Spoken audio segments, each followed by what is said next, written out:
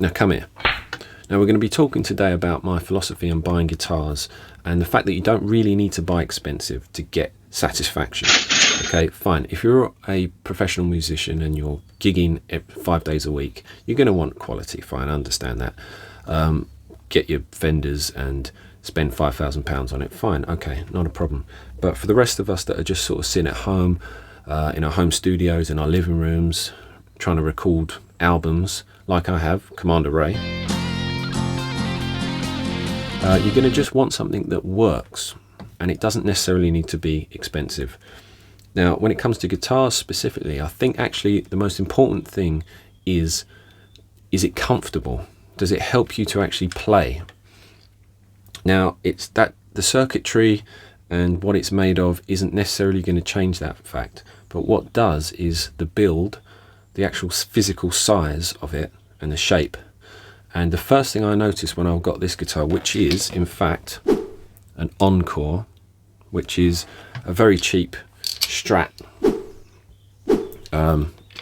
copy, but I love this guitar, and the first thing I noticed was that the neck compared to my other guitars was much thinner, thinner in that respect and that respect, and I've got quite large hands anyway, but it helped me massively to hold the guitar and to play specifically solos as well. Really, I noticed that immediately. So different. It really opened up a lot of things that I was not very comfortable doing with my other guitars. Pinch harmonics, for instance, I couldn't really do them before, and then just suddenly they were just coming out all over the place. I couldn't control it, and it's just like, it just makes such a big difference if your hand fits comfortably around this neck. If it's too big, you might find that with acoustic guitars or like a classical guitar, the neck is so big, you struggle to sort of get your fingers in the right place. But this particular one is perfect. Okay, the wood, I think the body's made of, well, it is made of like a composite. The neck, I don't know what this is. Is it rose? I think it's rosewood, but then I don't know what this. It doesn't really matter, because the fact is, it feels great when you're playing it, and it's very, very comfortable. And I think that's the key.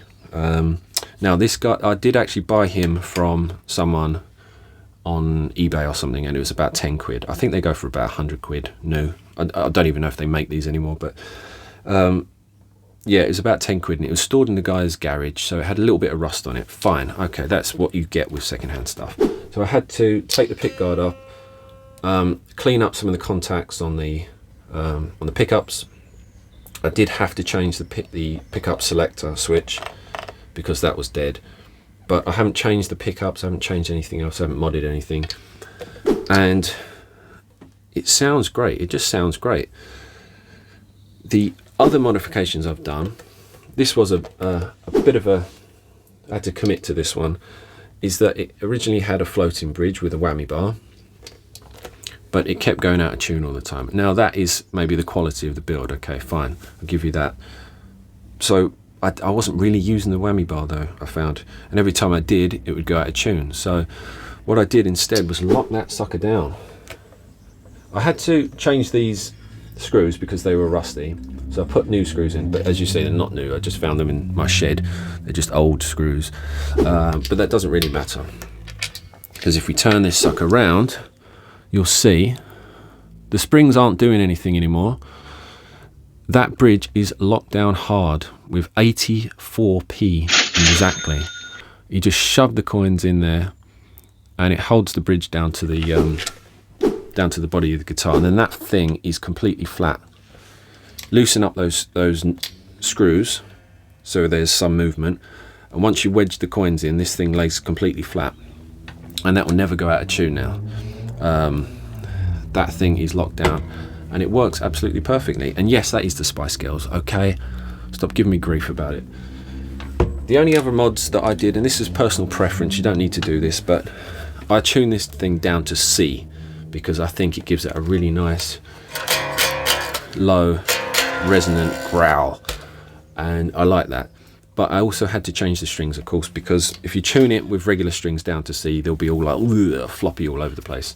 So I changed them down to I think it's called Ernie Ball. I think it's an Ernie Ball string, Beefy Slinky, I think they're called, which is, I think it was 11s to 54, and yeah, I think that's what it was, which is a great compromise. It works perfectly.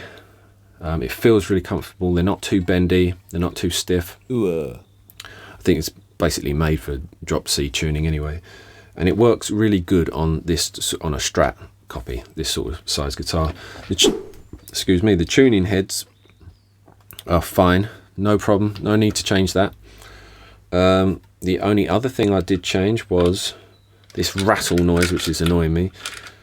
On the strap holders, I just put a couple of washers on.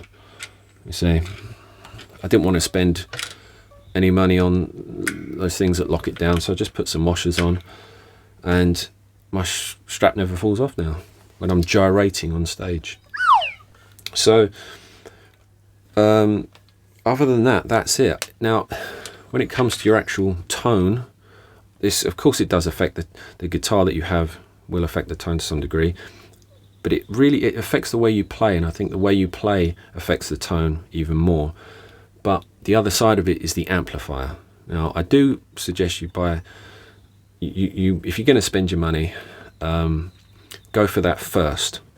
Spend your money on an amp first, because a lot of your tone comes from the amp, and it really does make a difference. If you have a small guitar amp and you have a very small speaker in it, it will be harsh.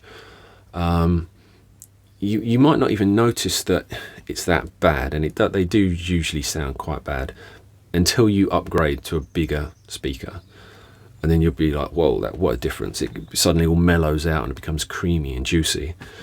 I personally use an AD30, a Vox AD30 VT combo amp, but it had a 10-inch speaker in it originally. So I took the speaker out, chucked it away, cut the bottom of the combo cab away, and then made it into a short head shape, basically. And my woodworking skills are terrible, but it doesn't matter, because it's just turned it into a 30-watt head. With a few modifications and messing around, plug that into the 1x12 cab, which I got from Gear for Music, which is about 100 quid, again a bargain. And it's a modelling amp, so you can get all kinds of really beautiful sounds on it, and it sounds so much better like that than it does just as your bog standard combo amp with that silly 10-inch speaker. I mean, okay, it's fine for practice, but I really think you need to move the air. You need to get a big speaker. Anyway, that's, I think, what you want to spend your money on first of all. But that's my advice. Just go for something cheaper like this. Mod it in the way that you want. Mess around with it, because the modifications I did basically cost, I don't know, 10 quid, something like that, silly.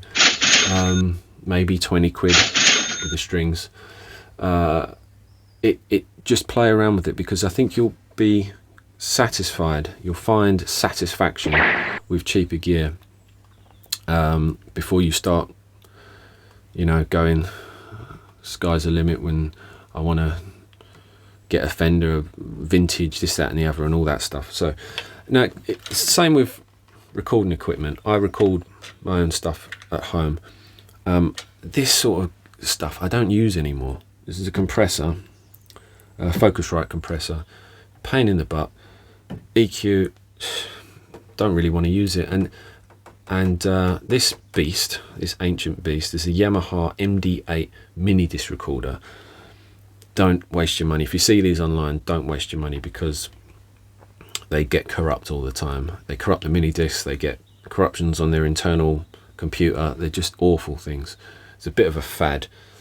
After tape, these things come around, so they're useless. I actually use a Zoom R16 16-track digital recorder, and it records onto SD card, and I think that is perfect. It's got inbuilt amp simulators, it's got preamps, everything's inbuilt, and you can master and everything onto that. So that's basically the best thing. I don't like DAWs, I don't like computers and extra sort of all the faffing around that you have to do, latency and all this sort of rubbish. So that's my advice. Buy cheap, buy good, enjoy.